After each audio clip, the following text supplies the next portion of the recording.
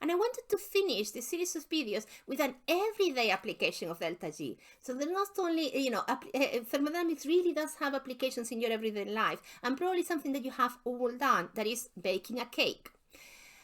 When you're baking and you want to have when you're baking a cake and you want to get a raised cake, you need to use a raising agent, and that raising agent, it does create some little bubbles, CO2 bubbles in the mixture, and that will help it expand, so it will make it less dense. The dough will be less dense when cooked, and that's why the cake rises.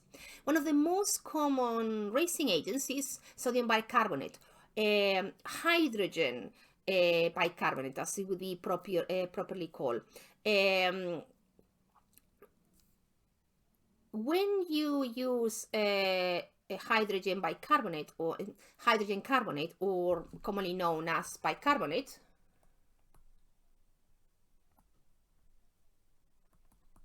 and if you buy it in a supermarket, you will see it called bicarbonate of soda. What it does is that you've got the hydrogen carbonate reacting with the acidic substances in the recipe. Maybe you have been asked to add some orange juice. So that's acidic. This is an acid-base reaction, and you produce sodium ions, you produce some water, and you produce CO2 gas, the bubbles of CO2.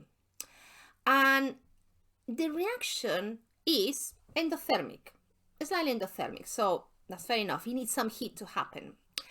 But it increases it has a positive entropy. It increases the disorder of the dispersal of the system, of the universe. And you can see that because you end up with two compounds, one a solid and the other one aqueous, and you end up with ions, sodium ion, you end up with a liquid compound, the water, and you end up with a gas. So the products are more disordered than the reagents.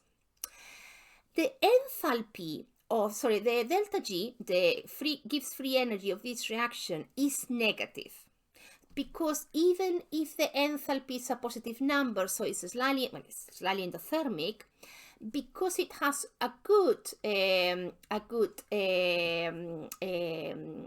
entropy, and I've changed this from 241 to 0.241 because this is in joules and this is in kilojoules, so I want both in the same units. That good changing entropy, and here's 298, this is 25 degrees, but we use Kelvin, so at room temperature, the reaction, even if it's endothermic, the reaction is spontaneous because it gives free energy with a negative value, so that's a spontaneous reaction.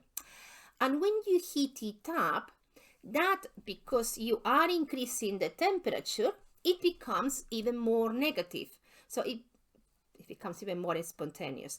The reason you do it is you want to make sure that the sodium bicarbonate, your hydrogen carbonate, is fully reacted, so you don't have any bicarbonate of soda left. And as a curiosity, this would be bicarbonate of soda, or baking soda. You commonly sometimes call it baking soda, which you should not confuse, or you should not mix up with baking.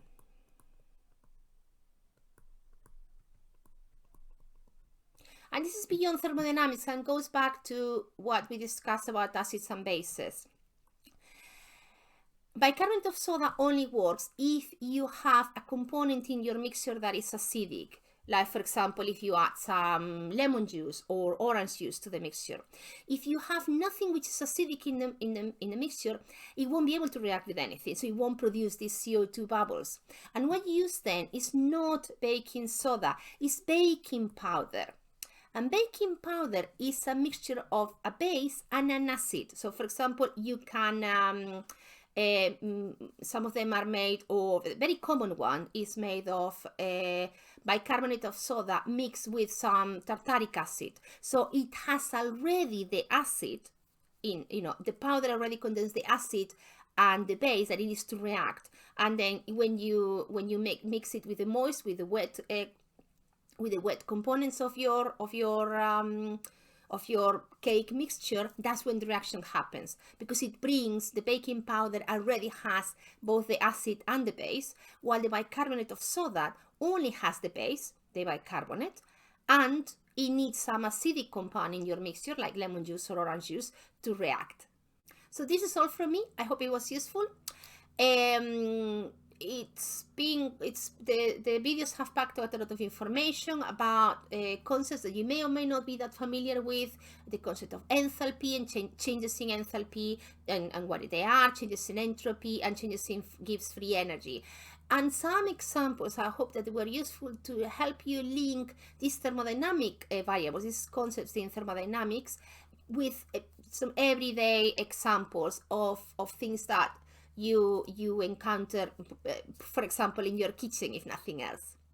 So this is all from me, and thank you for watching.